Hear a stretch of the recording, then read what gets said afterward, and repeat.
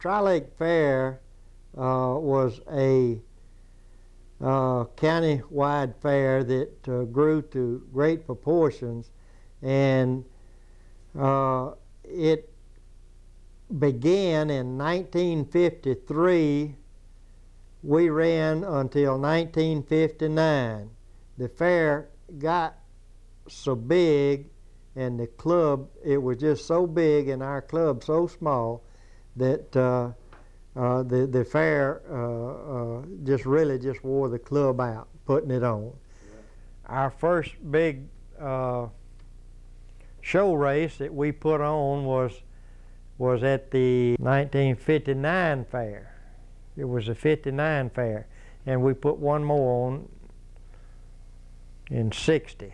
We changed the old rodeo arena to a racetrack, and had one of the best dirt tracks in the micro midget circuit. And there was some half a dozen cars out of Corinth, and that many out of Birmingham, 4 or 5 cars here. So we had a pretty good racing card when we'd start out. And one of the boys from up at Corinth says, we've been racing with the group up at Nashville, and says, I believe that we can get Marty to come down here and race with us. And at that time, Marty Robbins, his latest hit was White Sport Coat and Pink Carnation. And of course, he was very popular. He called us back during the week sometime and says, I got the arrangements made. He said, Marty's coming to the Tri-Lake Fair and the Livestock Show. So we dressed up a couple of the cars and put them on trailers, put them behind automobiles, and made every town and everything in North Mississippi. And it was very interesting on the weekend particularly. You could just pull into a service station and stop. In 10 minutes, you couldn't get around your car. It was the best word-of-mouth advertising that we ever done. And we soon found that out, and we did a good bit of that. And we had huge crowds for the race. We were not allowed to advertise Marty on the card. That was one thing that we were told that we couldn't do if he come. So we bit our tongue and kept our mouth shut, but we told everybody that we'd had a surprise for them. And we had a big surprise. Of course, they were interested in seeing the cars run and everything, but the surprise we had for them was Marty Robbins. Marty got in early, and we found out later that he had got a motel room up at Oxford, and he left his family up there.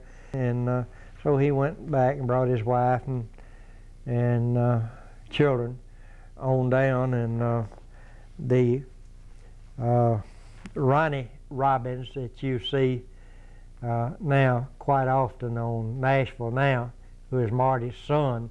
At the same time, he was the same age as Tony. And Tony got, everybody was getting Marty's autograph, so Tony got Ronnie's autograph. Turns out that Marty bought him a car. He had been racing with him in Nashville, just driving somebody else's car.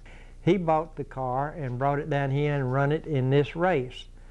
And he won his first, he won the B feature of this race, and it was the first major race that he ever won racing. And he was presented his first trophy that he ever got racing out here at our little track at the Tri-Lake Fair. Of course, he went on later to race NASCAR in the NASCAR circuit, and got in the big time. We have a picture here of Marty receiving his trophy, and everybody is laughing in the picture. And I have to tell everybody what they're laughing about. They're not laughing about him getting the trophy, but the fact that his the president of his club was standing off to his side, and as Marty was presented his trophy, the president says, "I'll give you $500 for it, Marty." And he said, "Cost me $9 to get it." And he had to skip the Grand Ole Opry that night to come down here and race with us. My car was, I named it the Little Rebel. It was a kind of an outgrowth of a number of the different designs and things that we got out of the National Micro Midget magazine. Little Rebel never did make much of a record as a race car, but it put in its time as a show car. It was an attention getter.